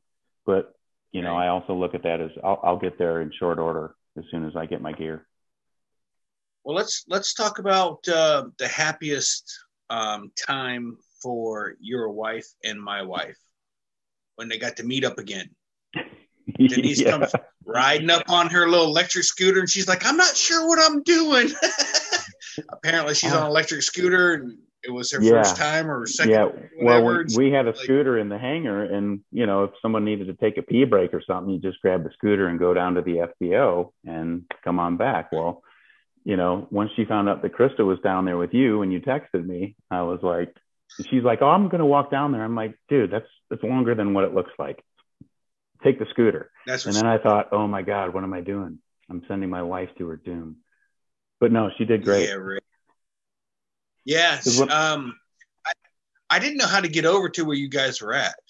And I was just like, you know, I had my buddy and his wife with me, and they kind of wanted to kind of go since I wasn't flying. And I was just like, oh, what do I do? So we just, you know, she came over just as we were getting ready to leave, and they spent a few minutes together. And I was like, all right, we got to go because everybody's getting restless over here. So we ended up going back to camp and hanging out and doing whatever. I think we went and got in trouble a lot, apparently, this go around. Apparently the new. Well, you don't remember? We never. I'm telling you this right now. We never get in trouble when we go camping. No one ever has to come tell us to be quiet. No one ever has to say, hey, you can't do this, can't do that. This new park manager. So we've stayed at this campsite many times, and I pull into the campsite that we were at before, talking about where we had taken off, or where two of the pilots have taken off before. I was too scared because it was too sketchy for me. And they're like, hey, let's go check out the bar that they got, because this other couple that we were with haven't been to this campsite before. So instead of turning around, I went through 6 feet of grass, and here comes the little yellow light on the golf cart, and the guy's like, hey, you're not supposed to be on the grass. I was like, I apologize, sir. I've stayed at that campsite before, and that's literally how I got my golf cart in and out of my trailer, is through the grass. I apologize. Won't happen again. For some reason, I don't know why, this guy watched us every day, all day long in his golf cart. Every time I turned around, I could see him following behind us. As soon as I noticed him, he'd turn off and then he'd show back up. He had it out for us. They have a pool there, and registered guests and residents are allowed to use the pool. Well, I'm renting a campsite. I'm a guest, or I'm registered guest. We get in the pool. It wasn't 4 minutes. This dude comes through the gate. Where's your guys' wristbands? I'm like, what wristbands, dude? I've never heard of no wristbands. He goes, you're supposed to get them when you check in. I said, the lady that's 2 campsites from me works for you guys, and she said I didn't need to go in because, one, I've been here many times before, and she never said nothing about wristbands. Everybody else that came in, a dozen or so people that came in after he left, who was sitting across the parking lot waiting for us to leave, saw all these people come in with no wristbands. Didn't say nothing to them, just us. I was like, dude, what is up with this? We go down and park. Did I? I'm glad he got my message. Oh yeah, dude. We went down to the fish camp. Yeah, we went down to the fish camp, turned around, there he is sitting there acting like he's picking up trash and stuff. We just seen you a half mile away. Now you're picking up trash 50 feet from us. I was like, then they sent me an email for a survey. I haven't filled it out yet, but I'm gonna rip them. I'm just gonna let them know. Now there was another security guard. There's actually two other security guards there. Both awesome. Came and hung out with us. They got off work, came back and hung out with us, which is awesome. And this guy just literally had it out for us. I don't know why. We weren't rude. I will tell you if I was a jerk about it or whatever, and I wasn't. I was perfectly like, oh, my bad. That is the rule. I see the sign. I messed up. Let's move on. But yeah, apparently that wasn't the case. So Will Fly, any questions on Sean Simons, Eric, Jade, anybody? Who else is in here? I didn't even look. I have a question. So your wife took a flight. When are you going to, when is she going to be taking her lessons to fly with you? That's a good question. I don't think she's quite there yet. I think she's very, she'll be very happy to go fly with me on a trike down the road. But I don't think she is going to be a pilot, at least not as of right now. I would love to change that. But as you know, that's going to be up to her. And but she had a blast up there, and I might have a video to share. Real quick, I got a comment from Kobe Cox who says, at DP, is your wife around? We want to see her more than you. Right. I forget you can see the same chat as me. Did you see my response? I like the response that DP sent. Thank you. Thank you. I see it. Real quick for everyone on YouTube, I literally just have the big screen for Zoom up. I'm not reading the chat. I'm paying close attention to both of our guests tonight, and I apologize if I didn't call anybody's names out or what have you. I'm strictly not. So we are hanging out tonight, but I'm putting more of an effort into talking with our guests because I want to make sure that I give them a fair interview tonight. So this is really hard. So and all the questions that are in the chat, I have been posting in our private messaging, and so all the questions, can be getting answered. So far, Jim, I have no jokes for tonight. I am trying to be serious. I know this is hard for everyone to believe, but yes, I am. I'm all about the interviews tonight. Both of these guys, I consider friends. I've met them several times. Actually spent quite a lot of money to go hang out with DP and watch him fly, and then he pulls this dead leg thing. Boom, boom, boom. Jeez, yeah. my bad good leg. Yeah. I can't believe that. Did you say you have a video of her? Yeah. Did you want to see a video of Denise taking off? It's pretty funny, which is unfortunate. As soon as they start, she's with Travis Burns, and he starts the motor up, and it was funny because they were going to take somebody on a tandem that day. Plus, they had the Cosmos, but whoever it was canceled. So he comes over to me and he said, "Hey, do you think Denise would want to go up?" And I was like, "Really?" He's like, "Yeah." I was like, "Let me ask her." So I asked her. She's like, "Oh yeah." She was worried about with the recent double mastectomy that the harness would not be good for her chest. But I said it's not going to be an issue. It's loose. There's no cross strap to tighten down, so you're going to be good to go. So she was like, yeah. And so she got in, we got her all set up, and then like as soon as he started the motor up, it was like 3, 2, 1, go. Yeah. Oh, it's just so funny. Yeah, because she was like, "Oh my God, I didn't know it was gonna go that quick," and she was like, "Holy crap, I'm flying." So let me see. Like it's at home in bed. What? Huh? Come on now, dude. All right, hang on. And here we go. Can you see it? Oh yeah. Look at her face. She's like, what do you? Yeah. I'm not She's sure about this. Look white at. knuckling it right now, but Yeah, she. I think Travis is praying, and Kyle is saying, I don't know. Good luck, lady. All right, here we go. Yeah, I think he's been drinking. So how do I get the sound on this? I could do that earlier.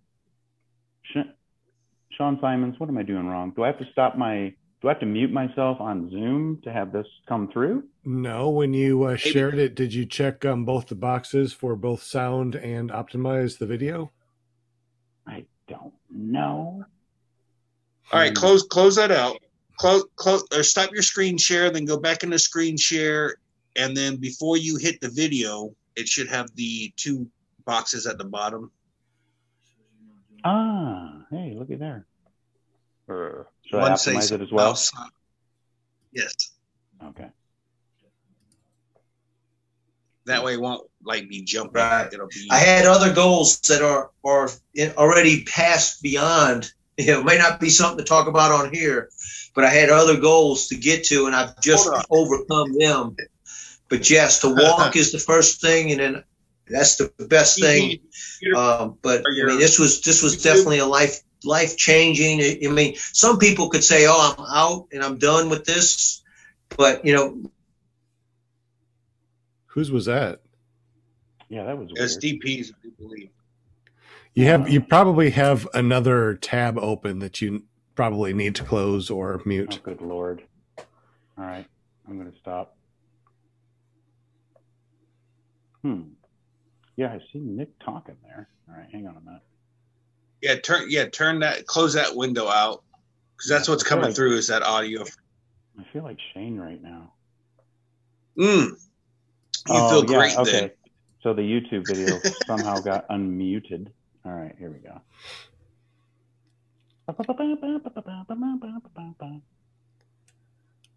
You're really killing this. Just killing it, you know that. Shut your mouth. No pressure, no pressure. Yeah, really. All right. Pause. Come on, if I could figure it out. Jade? Oh, she's getting on you. If Jade's getting on you, you know it's going downhill. But I'm gonna All right, here we go. Optimize and That's great. Okay. Up there at all. Go. Yeah. Yeah, it's just a safety thing to keep them snug.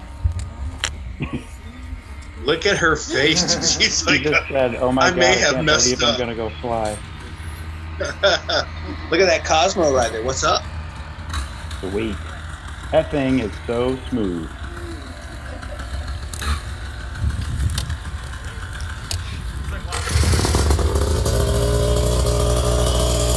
Look at her face.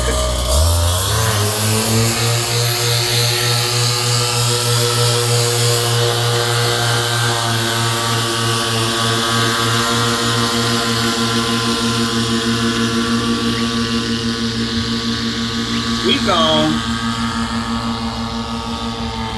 That's so cool. Was that a sunrise or a sunset? On her first Sunrise. Sunset. Nope. Oh, yeah, Sunrise. sunrise. Yeah, I showed up just after she landed, and she just came up to me all teeth and wouldn't stop smiling. I thought it was because I was there, but then I realized Not at all. she flew and had nothing to do with me. Nothing to do with you. Absolutely Oh, nothing. funny. She actually said, "I can't believe I was smiling when Shane walked up. I was just so happy from that flight." I know. They I walked had up and I was like, go ahead. no, I was just making, go ahead, Eric, go. They had that wing all laid out, and they started that motor and just gave her the berries right then and there, so she couldn't change her mind. Yeah. No, it was awesome. So super happy for her. I told her, I was like, my wife, she will only let one person take her up, and that's Craig Taylor. But she doesn't really want to fly. She wants to do she wouldn't mind doing a tandem, but it's not, she knows that when it comes to making split second decisions that us as pilots have to make, she wouldn't do good with that stress level. So, I mean, if I ended up getting a tandem certification and a trike and started flying, she still wouldn't fly with me because she has a rule. We can't do both of us can't do something dangerous in the same spot. Like, we can't ride motorcycles anymore. She won't do the tandem with me. And, you know, I'm surprised she rides in the car with me now because we're in the same spot. She tries to keep it separate now. If I ever get my tandem exemption, she'll party in the sky with me. You are her hero, Jade. Yes. Actually, Absolutely. She talks about Jade. She talks about Jade quite a bit. And your wife, Nice. DP, as well. I miss both those ladies. So you all saw my We war wouldn't know. wounds, right? What? The what? My war wounds? Let's see. Oh, Badge. yeah. What is it? Yeah, baby. It's getting some green in there. Oh, it's pretty. Oh, yeah. Yeah. Not so much on this side. Just a little bit. But No, that's boring. yeah. It was That's funny because you were because Wyatt was on last evening's podcast, and I showed those in the after show, and that kid is so grown up for his age. You know what he said when he saw those? He said, "Hey, you know what, DP? That just means you worked really hard to get where you are." I'm like, Yeah. what is this, my dad talking to me here? I'm like 11 years old. I My was God. chatting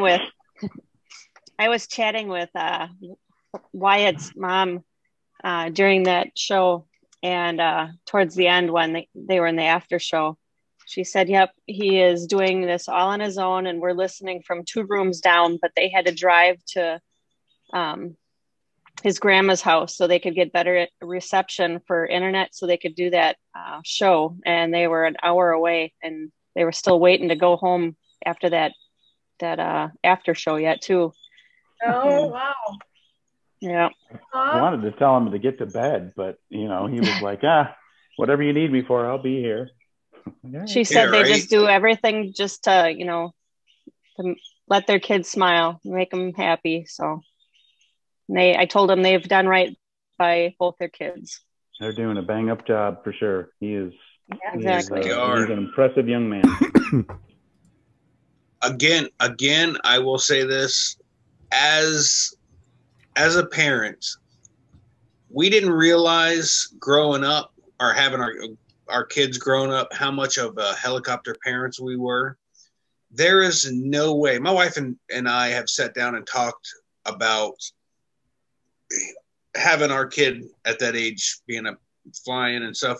Neither one of us would let either one of our kids do it. I just couldn't imagine. I mean, great for them. I'm super happy that they're open enough to let that happen. Me, I could not. I just couldn't do it. I couldn't imagine my kid being 7,000 feet in a seat with the feet hanging on a piece of string and a sheet above their head. No, I couldn't imagine. I cried when both my kids left in their car in the car for the first time by themselves. Came in, I was like, holy crap. I was looking out the window, watching them on GPS, making sure that they got to the destination they were. Every time they were leaving to go to work, they had to call me when they got to work. They had to call me when they're getting ready to leave work. They had to walk in the door and wake me up and say, hey, I'm coming home, or I'm home. Oh, dude, I never realized what kind of helicopter parents we were. All right, I'm going to screen share my dog. one more thing with y'all, if that's okay. Yes, sir. After I started feeling a little better about things, I asked Kyle if I could take his wing up, his 14-meter free ride. So I just wanted to kind of show you my my flight on that, and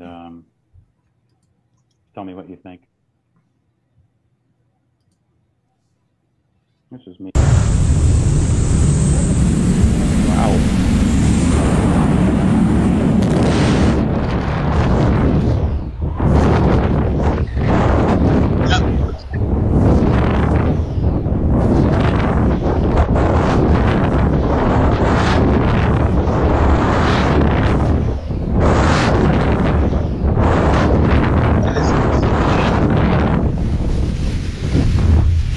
got to see you good there for 8 flights. Yeah, just a little something.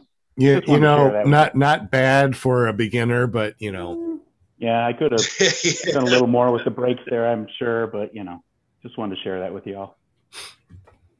Why does that wing start to curl up at the same point every time? Did you all notice that? He said 8 G's, 0 G's, 8 G's, 0 G's, 8. I think that's why. Man, that is insane, dude.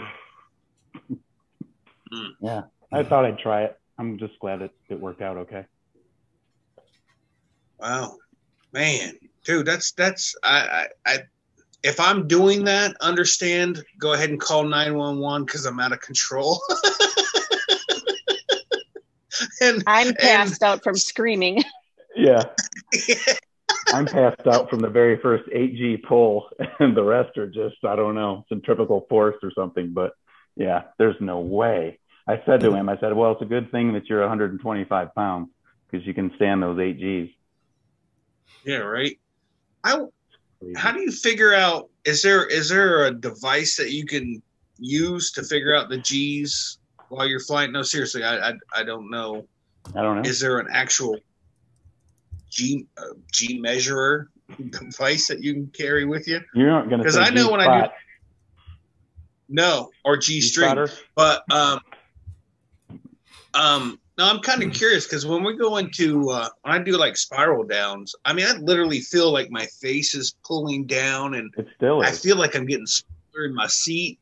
I'm just kind of curious of how many G's I'm pulling. Is it 1 or 2? Because it's not very much, but it's enough for me.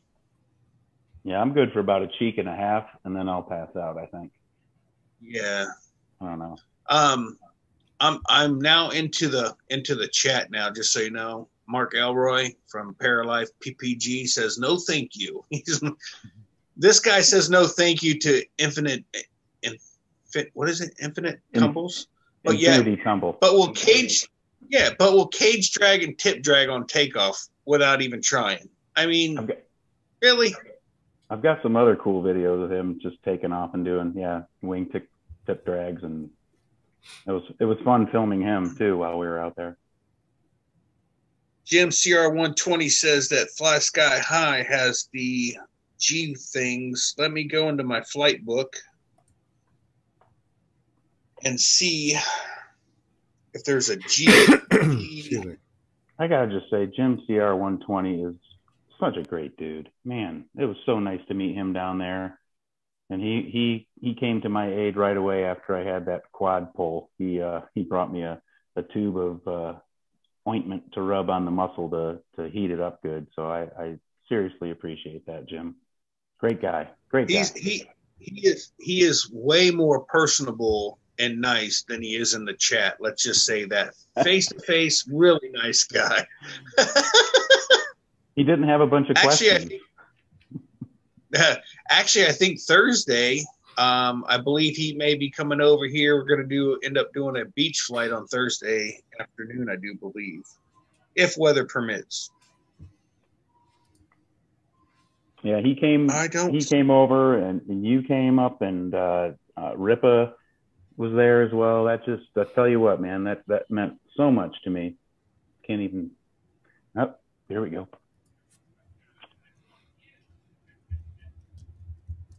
I get a little verklempt.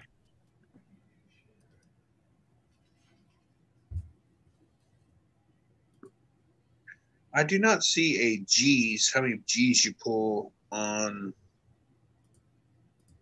Is it called something? What else would it be called? I've got duration, max altitude, height difference, height above takeoff, max ground speed, horizontal distance, max distance from takeoff, distance covered, max lift, max sink, height gained, total height gain. I don't see anything about G's. Maybe you can screenshot that for me, CR120, and show me where that's at. Because I'm kind of curious. I have on one of my flights, I guess I was doing spiral downs, and it says I was doing 112 miles an hour. ground speed.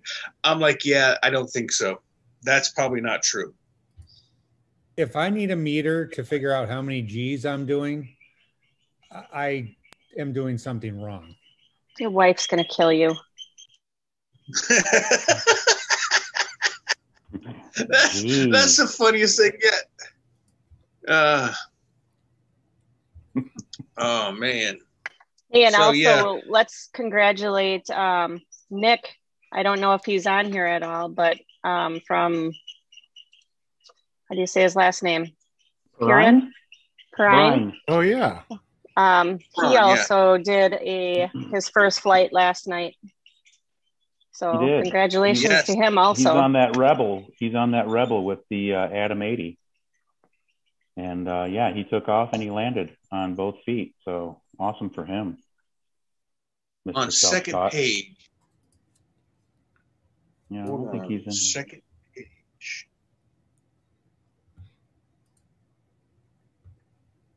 Hey, Dave. Yes. Did that Nick that did his flight, did he purchase his gear from Mark George? Yes, Paraswag. Paraswag, Mark yeah. and Chris. Okay. So that's who that was. I was trying to put a name with a face, and I saw him picking up his gear. I think, Sean, you did a video on him? Yes. We did a video of him opening up his paramotor. Yep. Yeah, that's right. Okay. Cool. It was but I didn't get it to where he actually put it together. So yeah, he actually let me put it on shortly after we arrived on that Saturday. Yeah, he said, you want to try it on? And I thought, yeah. And again, I was surprised at the weight, which it's so different with, if you're not used to putting a harness on with a paramotor on your back, it's a totally different feel. And I will say that each day it got less and less, like by the last time I was wearing it, it was like, yeah, no big deal. But the first day I was like, holy shit, this is going to be rough. But each day it got a little bit better. I got a little more sore, but Will Fly just split in two. Yeah, Nick's in the chat. Okay, cool. Hey, there he is.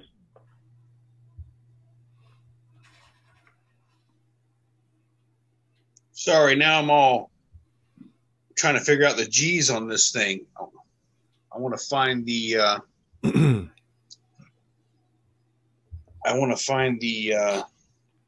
Nick LaBeouf said goodnight to everybody. Thank you. He's his butt was sore.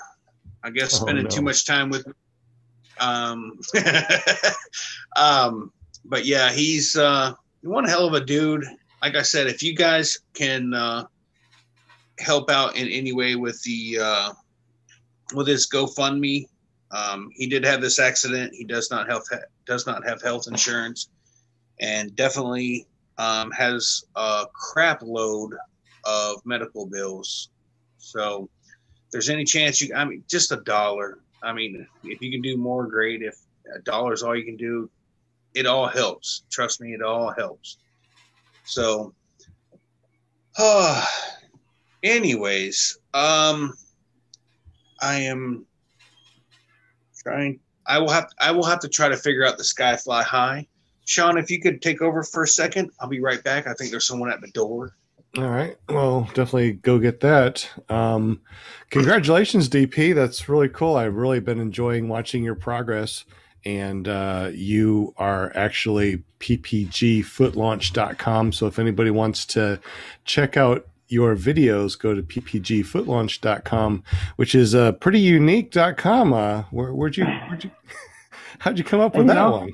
I have this friend of mine that is really good at putting together .com sites. And he thought, you've got one foot technically, so why not PPG Foot Launch? Because it's pretty literal. And I'm like, that's perfect. Really? So, But a bunch of us in the chat, we came up with a new nickname for you. Uh-oh. Rocket Man. Yes, or Rocket Man. Yeah. I like that. That's Rocket good. Man. I do too. Well, we appreciate you hanging out with us on Tuesday nights over at ppgshane.com. If you're not able to watch it live, of course, you can always listen to it here, maybe 1 or 2 days after the fact. My birthday was yesterday, so I wasn't able to get everything put together and upload, but, you know, it's been a busy week, and it's a busy weekend, so I'm extending my birthday invitation to you guys. If you want to come over here on Saturday to hang out with me and have some birthday cake and do birthday cool stuff, you're more than welcome to. Anyways, have a great day, and make sure you run over to ppgshane.com, subscribe to his channel if you haven't, hit that bell notification so when he uploads or he goes live, you are able to do that. Remember, my name is Sean Simons, PPG Grandpa. You can always find me over at ppggrandpa.com, and you can always email me at ppggrandpa@gmail.com. See you next week on Monday at clearproptv.com.